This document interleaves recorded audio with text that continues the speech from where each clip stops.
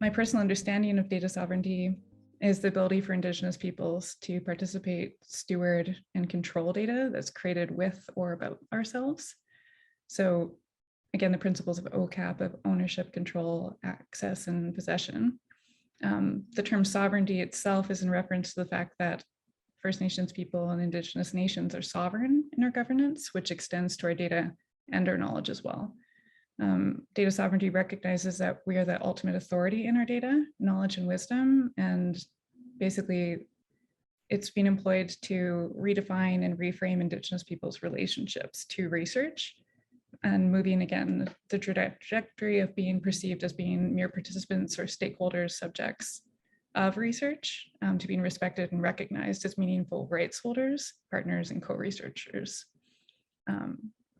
Similar to spectrum sovereignty and spectrum being a natural resource, information itself is also perceived and conceived of as a natural resource that has value.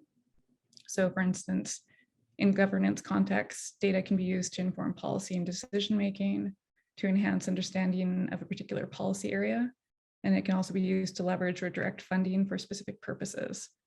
So First Nations information has value to the extent that it's a representation of the knowledge, status, and conditions of our communities. And there's a strong need for data sovereignty because First Nations information also has value to non-Indigenous entities. This includes nonprofit organizations, for-profit organizations, governments, people, and the corporate sector as well. So for instance, in the context of academic research, information can lead non-Indigenous researchers to personally benefit through the receipt of prestige and professional advancement due to the knowledge that they garner through their research activities in communities. And it can also be used by the Crown to influence policy and decision-making. First Nations information and data also has economic value to the private sector, such as telecom corporations, tech companies, pharmaceutical companies, resource development, and so forth. And to put it more succinctly, the problems with the use of First Nations information stem from essentially who owns it, who controls it, who accesses it, who possesses it, and thus who decides what gets done with it, how it gets done, who knows about it, how is the information used, how is it being shared, and how is it being interpreted and presented. The question of whose interests are served is central to the context in reference to data sovereignty. And of course, there's a clear advantage for those who collect and control data and information over those who provide the data and seek to benefit from their contributions.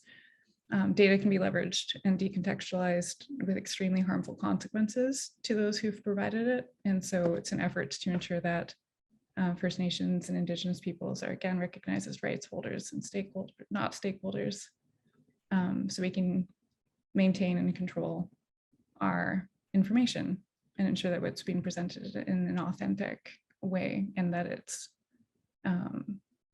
used in reciprocal ways as well, or collected in a reciprocal way, that there's relationships established to not just the researcher and what the questions they have, but what the community needs from their research itself.